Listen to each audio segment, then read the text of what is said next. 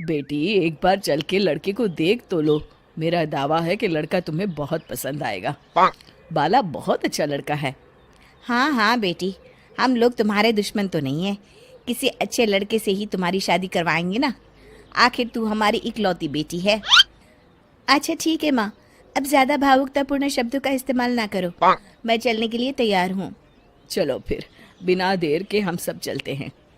सभी बाला के घर पहुंचते हैं।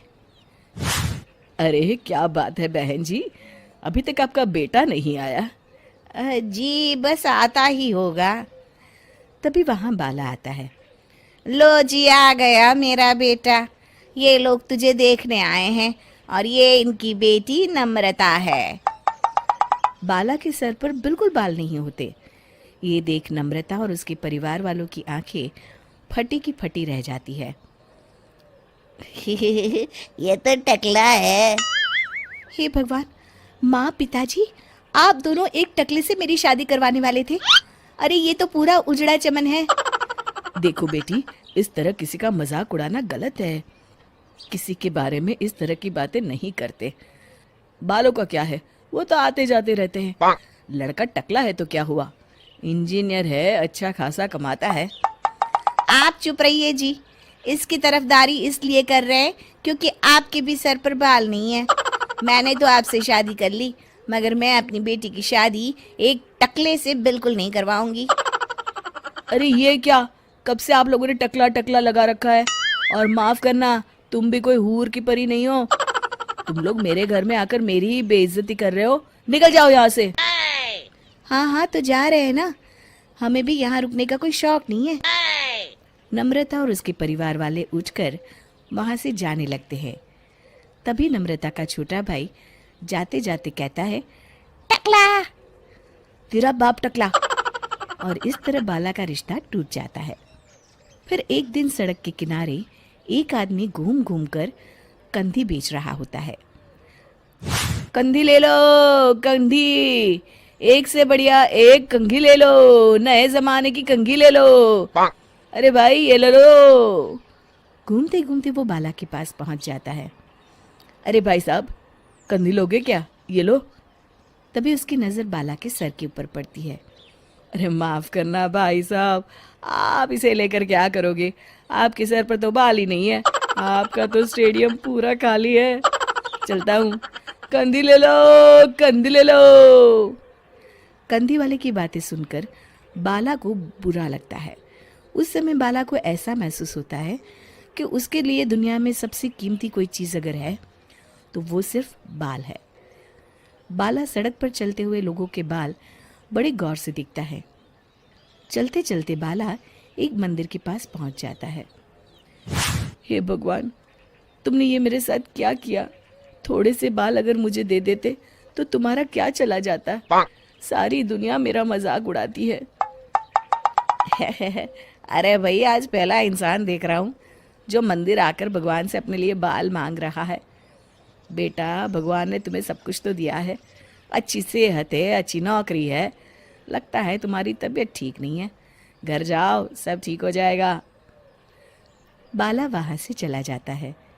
घर पहुंचकर बाला खाना खाता है और अपने कमरे में सोने के लिए चला जाता है।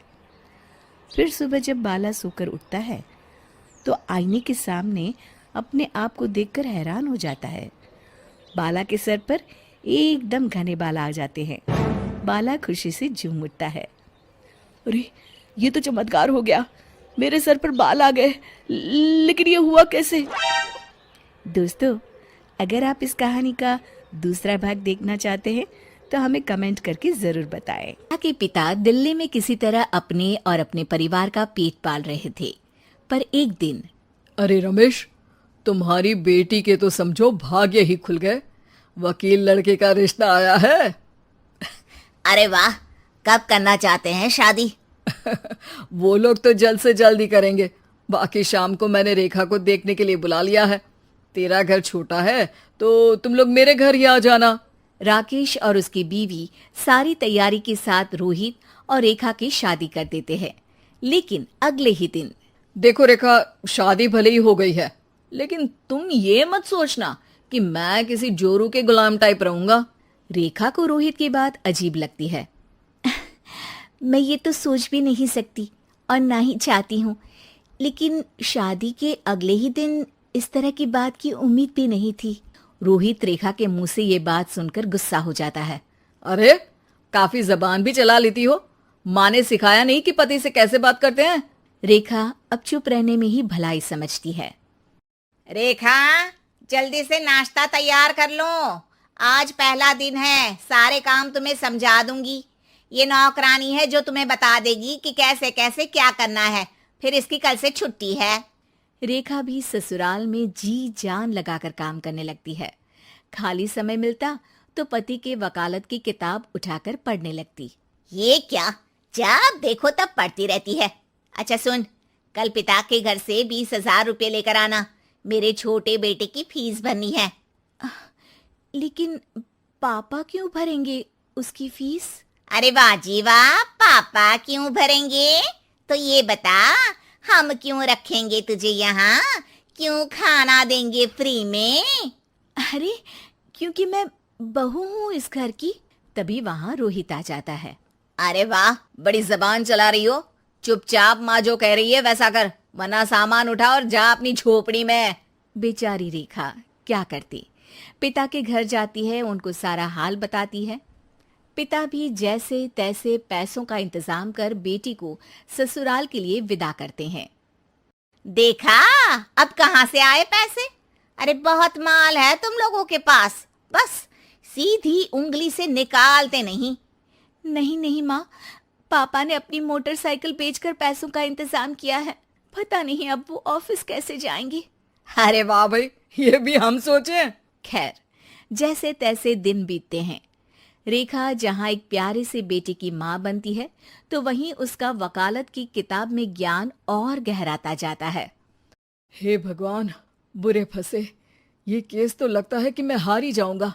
देखिए, मैंने आपकी इस केस की फाइल पढ़ी थी। इस केस को जीतना बहुत ही आसान है।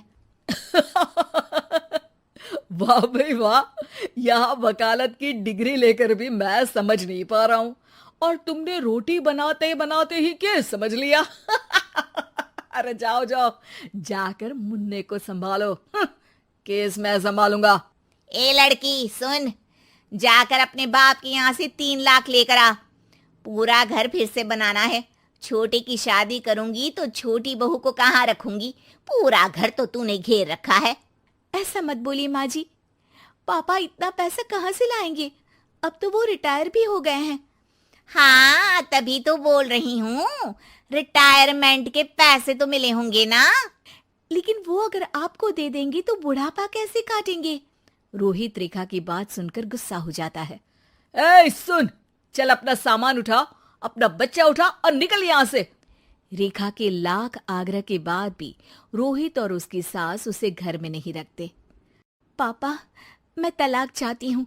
बेटा, मेरे पास वकील के पैसे नहीं है। पापा, आप मुझे वकालत करवा दीजिए, अपना केस मैं खुद लड़ूंगी। इस बार रेखा के पिता भी उसे ससुराल ना भेजकर रिटायरमेंट के पैसों से वकालत करवाते हैं। और फिर एक दिन कोर्ट के बाहर, रोहित, आज तुम अपना ही केस हार गए, वो भी उस लड़की से जिसकी तुमने कभी कदर ही नहीं की। रेखा, मुझे माफ कर दो। मैं की बहन। फूलमती काकी, अंजलि दीदी के लिए शहर से फोन आया है। जल्दी से भेजो दुकान पे, नहीं तो फोन कट जाएगा। हाँ हाँ बेटा, अभी भेजती हूँ। अंजलि बेटा, तेरे लिए शहर से फोन है। सब काम छोड़ के जल्दी जाके सुन ले, नहीं तो फोन कट जाएगा। हाँ माँ, अभी जाती हूँ। जरूर मीनाक्षी दीदी का फोन आया होगा। हाय अंजलि। नमस्ते दीदी, मेरा मतलब हाय, कैसी हो आप? यहाँ तो सब ठीक है। मामा मामी कैसे हैं? तू कैसी है? मेरे तो एग्जाम्स होने वाले हैं। हर रोज कॉलेज जाना पड़ता है। Lectures, extra classes, private coaching. ओ, मैं तो इतना थक जाती हूँ, क्या बताऊँ। आपकी कॉलेज वाली बहन जी आपको इतना पढ़ाती है, तो घर कब जाती हैं आप दीदी? अरे नहीं नहीं, ये सब सिर्फ मेरी प्रोफेसर नहीं पढ़ाती, मैं अलग से दूसरे टीचर्स के पास भी पढ़ने जाती हूँ। दीदी, फिर तो आप बहुत थक जाती होगी ना। आप ना पैदल मत जाया करो, टांगा ले लिया करो दीदी।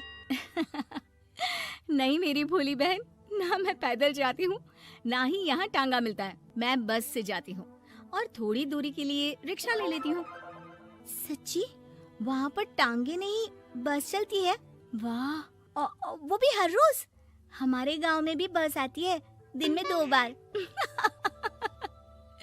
यही तो खास बात है शहर की। यहाँ बसें पूरा दिन दौड़ती हैं सड़कों पर, और सिर्फ बसें ही नहीं, कार, स्कूटर और ट्रक भी। और तो और थोड़ी दूरी पर तो हवाई जहाज भी है, जहाँ से हवाई जहाज आसमान में उड़ते हैं। अच्छा दीदी, मैं फोन रखती हूँ। बुआ जी फूफा जी को मेरा नमस्ते कहना। हाँ माँ, हम लोग शहर में क्यों नहीं रहते? बुआ जी, फूफा जी और मीनाक्षी दीदी तो शहर में ही रहते हैं। अरे क्योंकि तेरे बुआ जी की शादी शहर में हुई थी, इसलिए बेटा। शादी से पहले वो भी तेरे पापा और दादा दादी के साथ गांव में ही रहती थी। तो फिर माँ, मुझे शहर भेज दो ना, मैं भी शहर देखना चाहती हूँ।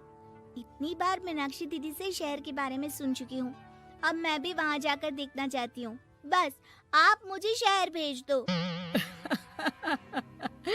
ठीक है, इस बार गर्मियों की छुट्टियों में कुछ दिन रह आना शहर, अपनी बुआ के घर। अब तो खुश ना?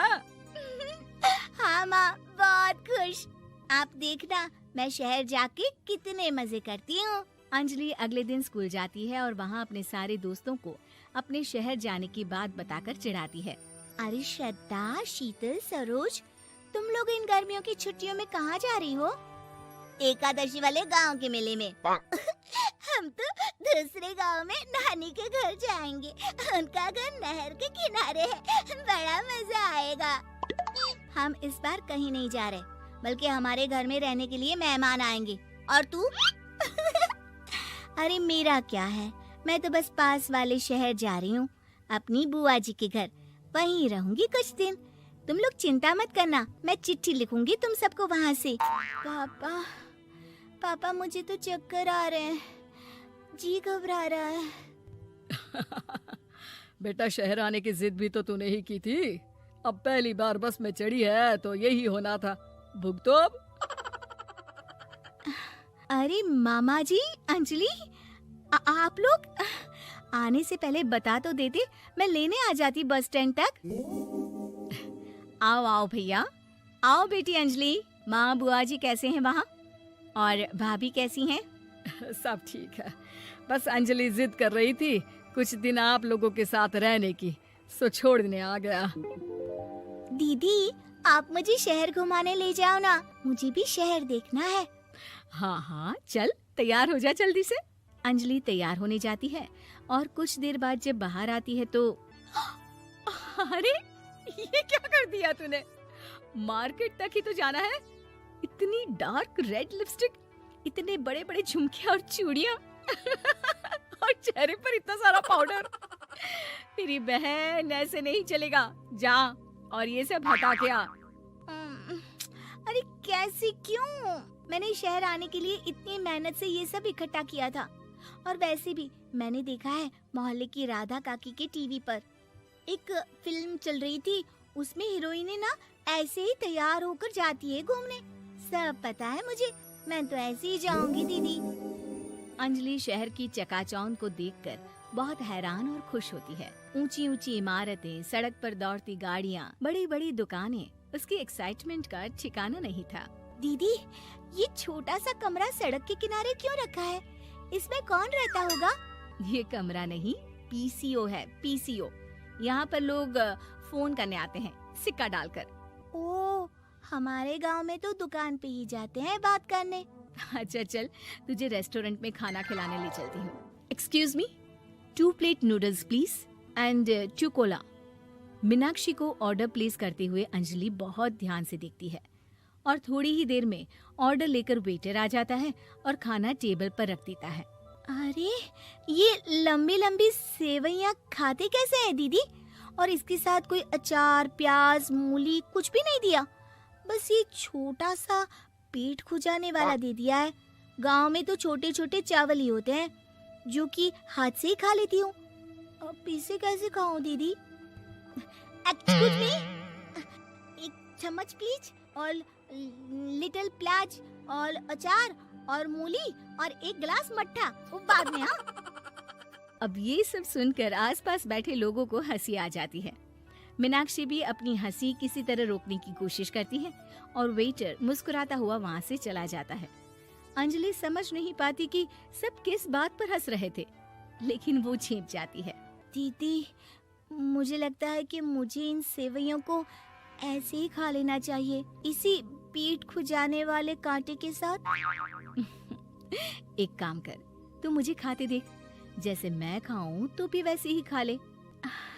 ठीक है दीदी। अंजलि खाते खाते नूडल्स में सिरका ज्यादा डाल देती है, फिर ऊपर से नमक दानी से खेलते हुए काफी नमक भी अनजाने में छिड़क लेती है। अरे ये क्या क्या खा लिया? अरे हाय हाय, कितना कड़वा है। पानी पानी, ये काला शरबत ही पी लेती हूँ। और जल्दबाजी में अंजलि जल्दी जल्दी कोला पी लेती है, जिससे उसके नाक में झंझनाहट होती है। दीदी, मुझे ले चलो यहाँ से। मैं ये सब शहरी खाना नहीं खा सकती। अब शर्म के मारे मीनाक्षी अपनी बहन को वापस घर ले जाती है और कहती है कि देख अंजलि, माना कि शहर और गांव एक दूसरे से बहुत अलग है, लेकिन इसका मतलब ये नहीं कि हमेशा शहर ही बेहतर हो और उस वजह से हमें वो सब करना पड़े जो हम नहीं कर सकते। शहर में सहूलतें तो हैं ही, पर चुनौतियां भी हैं।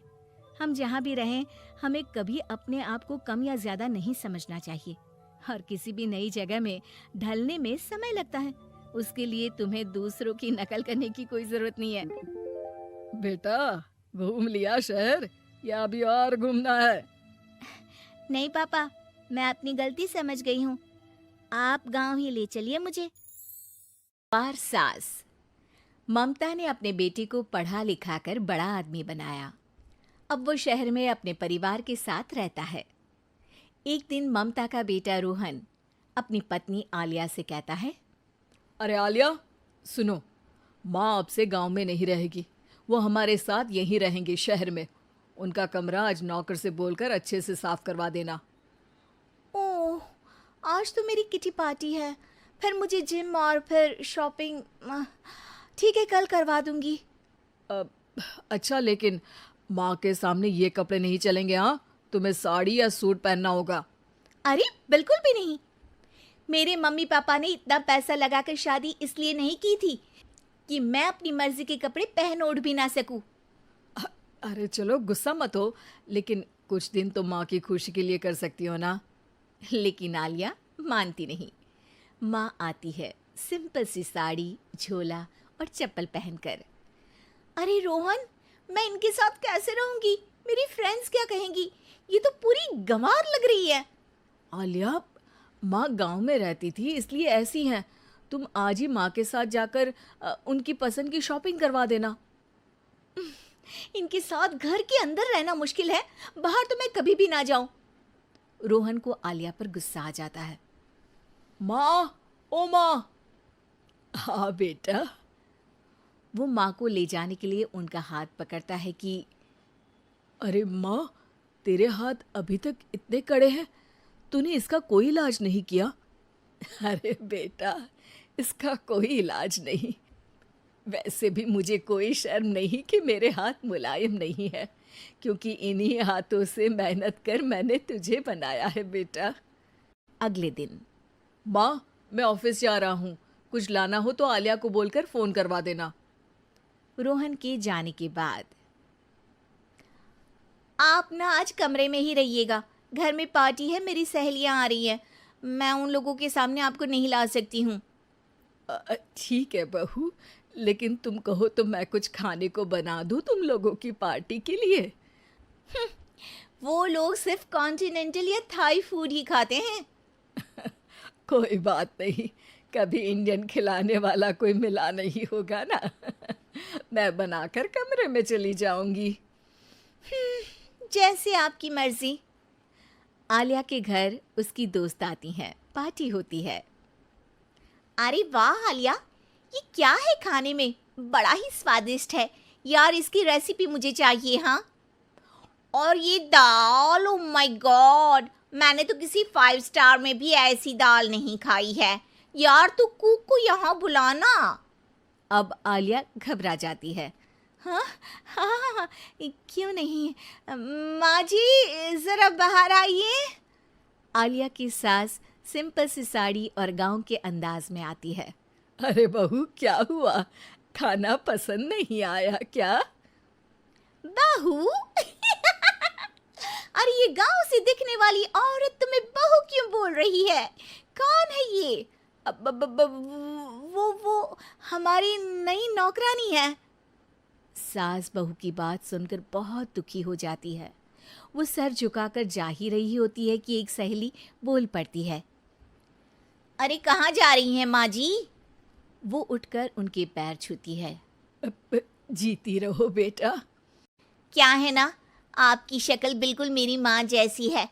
पता है आलिया, मैं शहर पढ़ने आई और फिर शहरी हो गई, लेकिन मेरे माँ पापा तो आज भी गांव में रहते हैं, बिल्कुल इनके जैसे ही हैं। आप यहाँ बैठिए ना आंटी, आप सच में बड़ी खूबसूरत है और आपके हाथ का खाना तो लाजवाब है। काश ये मेरी सास होती। सभी सहेलियां सास को घेर कर बैठ जाती हैं और उनसे खाने की रेसिपी पूछ रही होती है कि तभी घर की बेल बजती है और रोहन आता है। अरे क्या बात है, आज आप लोग हमारे घर में? और ये लोग तो मुझे आलिया से ज्यादा माँ की सहेलियाँ लग रही हैं। क्या ये आपकी माँ है? लेकिन आलिया ने तो कहा कि ये उनकी नौकरानी है और इन्होंने भी नहीं बताया। वो नहीं बताएंगी क्योंकि उनके लिए बच्चों की इज्जत और उनकी खुशी सबसे पहले है। मुझे माफ कर दो, मुझे इन्हें तुम लोगों से मिलवाने में शर्म आ रही थी कि तुम लोग क्या कहती। अरे अब तो हमें शर्म आ रही है कि तुम हम लोगों की सहेली हो। हाँ, जो माँ जैसी सास को नौकरानी बोले वो हमारी सहेली नहीं हो सकती।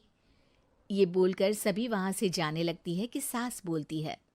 आलिया की तरफ से मैं तुम लोगों से माफ़ी मांगती हूँ। उसने जो कहा उसके लिए मैं उसे माफ़ करती हूँ। अब तुम लोग भी उसे माफ़ कर दो, क्योंकि अगर तुम लोगों ने उससे दोस्ती तोड़ी तो फिर मेरे हाथ का खाना कैसे खाओगी?